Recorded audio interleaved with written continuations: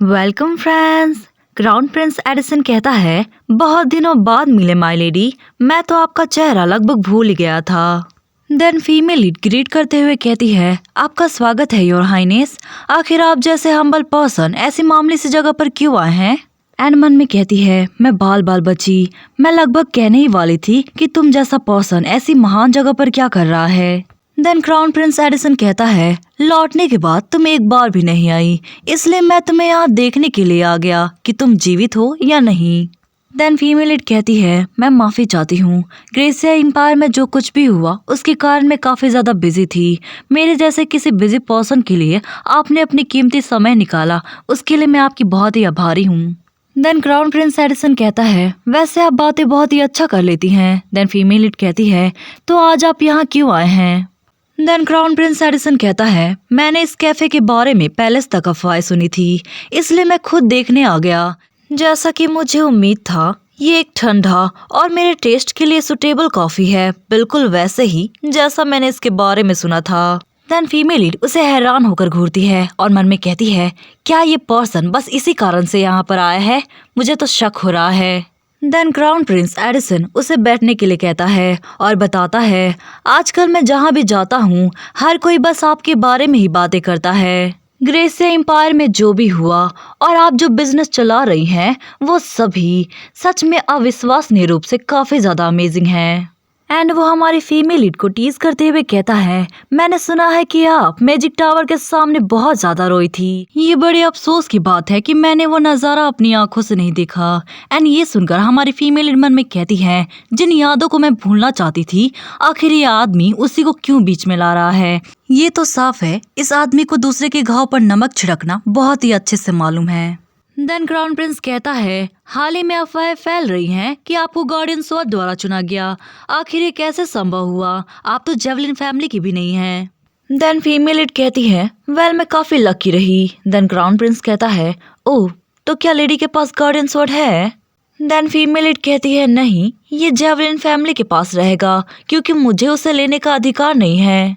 Then crown Prince कहता है, ओह तो बात ऐसी है। देन फीमेल मन में कहती है, हाल ही में गार्डियन स्वॉर्ड की घटना से संबंध में हमने उन सभी मामलों को जेवलिन फैमिली पर छोड़ने का फैसला किया। खैर ये समझ में तो आता है, लेकिन इसके पीछे साजिश करने वालों का ढूंढना इतना आसान नहीं होगा। मेंशन पर हमला करने वाले वो रहस्यमय लोग अगले दिन धूल में बदल गए और गायब हो गए, और जो लोग जेवलिन के भीतर रहकर साजिश कर रहे थे, पूछताछ से पहले ही उन्होंने आत्महत्या कर ली। भले ही ये जेवलिन फैमिली ही क्यों ना हो, उनकी जांच करने के लिए कुछ ना कुछ सुराग तो बचना ही चाहिए। लेकिन अब मैं एक बात को लेकर बिल्कुल श्योर हो सकती हूँ। मुझे ऐसा लग रहा था, लेकिन हंटिंग कंपटीशन, रानिया और गार्डियन स्वॉर्ड, इन सभी अपराधों के पीछे सिर्फ एक ही आदमी का साजिश है ना? देन तभी क्राउन प्रिंस कहता है, ऑलराइट, सिंस मैं यहाँ हूँ तो मैं इसे तुम्हें हैंड ओवर कर देता हूँ। वेल आपकी बदौलत ग्रेसिया एम्पायर के साथ हमारा संबंध बहुत ही मजबूत हुआ है, और यह गार्डियन स्वॉर्ड की रक्षा के लिए मेरी तरफ से एक छोटा सा उपहार। आप इसे उस अंगूठी के लिए वापसी उपहार समझ सकती हैं जो आपने मुझे पिछली बार दी थी। मैंने सोचा था कि अगर मैं किसी सर्वेंट के द्वारा इसे भिजवाऊंगा तो आप इसे स्वीकार नहीं करेंगी। एंड ये सुनकर फीमेल लीड हैरान होकर मन में कहती है, आखिर इस आदमी को सब कुछ कैसे पता रहता है? देन तभी क्राउन प्रिंस कहता है, एंड ऑफ कोर्स इसे एम्परर के आने वाले बर्थडे में पहनने का विचार अच्छा होगा। देन फीमेल लीड मन में कहती है, ओह हाँ, बर्थडे, फेबल एम्पायर का एम्परर का बर्थडे बहुत ही जल्द आने वाला है। मुझे वहाँ जाना होगा क्योंकि मुझे इनविटेशन मिला है, लेकिन मुझे नहीं लगता कि पहले जाना मुझे कभी अच्छा लगा हो। देन क्राउन प्रिंस से कहती है, उस अंगूठी की बदौलत मुझे बहुत ही पब्लिसिटी मिली, इसलिए मुझे लगता है कि मैंने आपका एहसान चुका दिया है। आप मुझे ये क्यों दे रहे हैं? एंड मन में कहती है, पैलेस की पार्टी के लिए क्राउन प्रिंस की ओर से एक नेकलेस, आखिर ये किस तरह की चाल है? एंड दूसरी तरफ क्राउन प्रिंस हंसते हुए मन में कहता है, ऐसा लग रहा है कि जैसे वो पूछना चाहती हूँ कि मैं कौन सी चाल की योजना बना रहा हूँ। देन फीमेल लीड से कहता है, क्या ये वास्तव में इतना ज्यादा इम्पोर्टेंट है? तो फिर चलिए मैं ये कह सकता हूँ कि मुझे लगता है कि ड्यूक एस्करा की डॉटर को फेवर देना अच्छा रहेगा।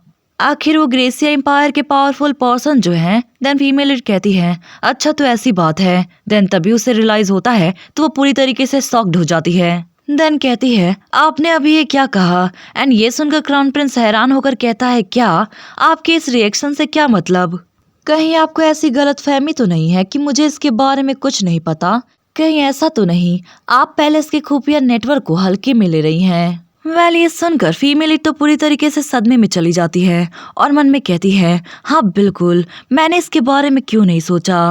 ग्रेसिया एम्पायर के लोगों के बीच ये तो आम जानकारी है, इसलिए ये सोचना थोड़ा अजीब होगा कि अफवाहें फेबलर एम्पायर तक नहीं पहुंची हैं।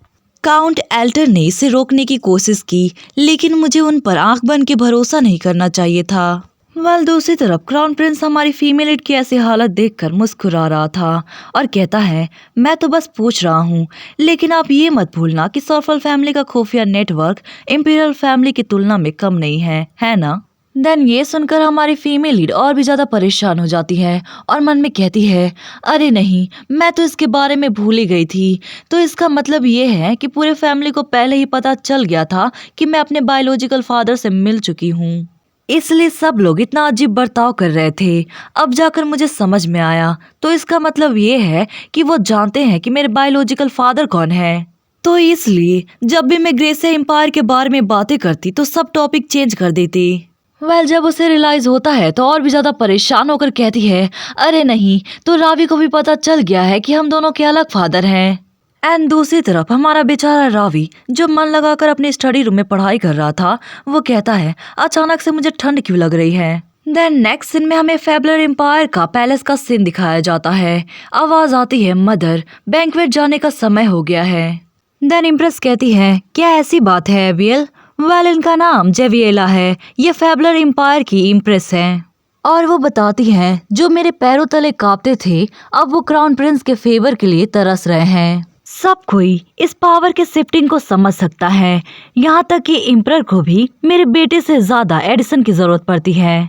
वो क्राउन प्रिंस मेरे आंखों में चुभने वाले कांटे जैसा है, चाहे मैंने उसे कितने ही बार कई प्रकार के जहर खिलाए हों, चाहे मैं कितने ही बार चुपके से रात में सीक्रेट असैसिनेशन के द्वारा उसे मरवाने की कोशिश की हो, और चाहे कितनी ही बार हंटिंग कंपटीशन के दौरान चर्च के हाथों का यूज किया हो, वो इतनी आसानी से नहीं मरेगा और अंत में क्राउन प्रिंस को हटाने के लिए किसी बाहरी शक्ति की जरूरत पड़ेगी, एक ऐसी शक्ति जो किसी भी आंतरिक तंत्र से प्रभावित नहीं होगी। वो खास पर्सन आज की पार्टी को अटेंड करने वाला है, उसे किसी भी कीमत पर मेरे पक्ष में करना होगा। देन वो एबियल से कहती है एबियल सब कुछ हमारी इच्छा के अनुसार होगा, ये मदर सुनिश्चित करेगी कि तुम ही एम्परर के सिंहासन पर बैठो। वेल दूसरी तरफ हमें पैलेस बैंक्वेट का सीन दिखाया जाता है जहाँ पर बहुत सारे नोबल गेस्ट आए हुए थे और अनाउंसर अनाउंस करता है ड्यूक सॉर्फल और उनके बच्चे आ चुके हैं। वेल हमारी फीमेल लीड अपने फादर के साथ ढासू एंट्री लेती है और उसके साथ उनके ब्रदर भी थे जो काफी ज्यादा हैंडसम लग रहे थे और उन्हें देख जितने भी नोबल्स होते हैं आपस में बातें करते हैं। सॉर्फल फैमिली का हर एक सदस्य काफी ज्यादा अट्रैक्टिव है। काफी समय हो गया है जब उन चारों ने एक साथ किसी ऑफिशियल ओकेशन में भाग लिया है ना। देन तभी वो सब हमारी फीमेल लीड की तरफ देखते हैं और कहते हैं ये तो लेडी कमीला है ना, क्या तुमने वो अफवाह सुनी है गार्डियंस वर्ड के बारे में। ऐसा कहा जा रहा है अगर लेडी कमीला नहीं होती तो चीजें आपदा में बदल जाती। वो लोग कहते हैं कि उसने उन लोगों को भी पकड़ लिया जिन्होंने मैंशन में आग लगाने की कोशिश की थी। ये कितना ज्यादा इम्प्रेसिव है ना, मुझे लेडी कमीला से बहुत कुछ पूछना है। वेल उन सब की बातें हमारी फीमेल लीड सुन रही थी और उन सभी का ध्यान सिर्फ हमारे फीमेल लीड के ऊपर था। एंड हमारी फीमेल लीड मन में कहती है मुझे ऐसा क्यों महसूस हो रहा है कि ये पार्टी बिल्कुल भी शांति से नहीं बीतेगी। देन हमें कुछ समय बाद का सीन दिखाया जाता है। हमारी फीमेल लीड एक कॉर्नर में बैठे सदमे में चली गई थी।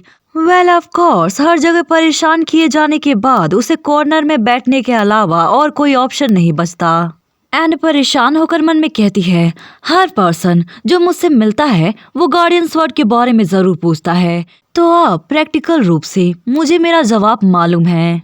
देन तभी उसका ध्यान इतने सारे लड़कियों से घिरे रावी के ऊपर जाता है और मन में कहती है रावी मुझे रावी से उसके बायोलॉजिकल फादर के बारे में पूछना था, लेकिन मेरे अंदर साहस नहीं हुआ। और मेन रीजन तो ये था कि मैं पार्टी की तैयारी में काफी ज्यादा बिजी थी।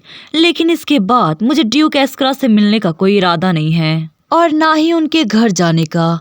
लेकिन फिर भी उन तीनों ने उनमें से कोई भी मेरे बायोलॉजिकल फादर के बारे में क्यों नहीं पूछा। कहीं ऐसा तो नहीं है कि मेरे ब्लड रिलेटिव हो या ना हो, इससे उन्हें कुछ भी फर्क नहीं पड़ता हो। एंड खुद से कहती है, नहीं नहीं, ऐसा बिल्कुल नहीं है। वो सब बिल्कुल मेरे जैसे हैं। वो बेफुजुल परेशानी खड़ी नहीं करना चाहते।